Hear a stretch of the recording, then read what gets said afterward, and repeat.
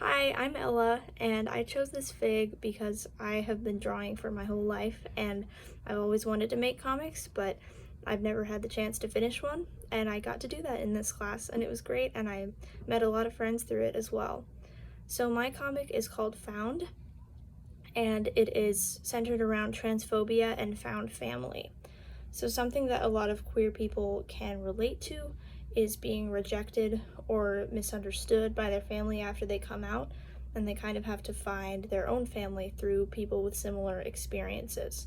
So I really wanted to tell a story that is representative of many people's experiences, and I wanted to shed light on the idea that even when the people who you think should be closest to you, like your immediate family or your extended family, even when they don't accept you or understand you, you're always going to be able to find your own family, whether that's one friend or a group of friends or an adult mentor. It's never impossible to find a support system as a queer person. Something that I wanted to do in my comic was to convey emotion through color. So blue represents joy throughout this story, as Rin is finding a place of solace and comfort in their friend.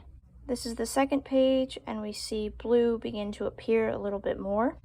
This third page is one of my favorites. I really enjoyed kind of breaking the standard panel structure that I had going on before and adding this circle here. And it's the first thing your eye is kind of drawn to because it's a very important moment in the comic. And I enjoyed drawing Rin's wings at the end, kind of overlapping with the panel. That was really fun. So by this point in the comic, it's abundantly clear that blue is this happy color, and in this progression of panels, it creeps in around Rin as they become happier and happier. And in the last panel, it even breaks the borders of that panel. So that's just kind of representing how they're overflowing with joy.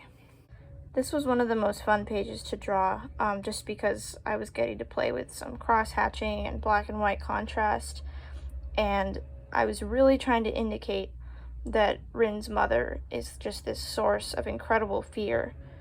And so there's like kind of a turning point in emotion here as both the blue is dropping out, but then we're getting these very intense panels, and in this one especially, her face is like shrouded by the cross-hatching as she's kind of towering over Rin.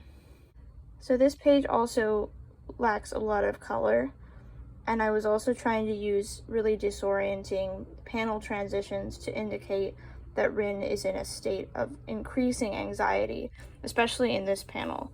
This was the only panel in which I really use text, unless you count the sound effects right there, because I didn't want to include any dialogue. I wanted it to kind of convey this feeling of being in an anxious state, and you know, you can't hear anything, you can't really see, like, anything you try to say becomes jumbled.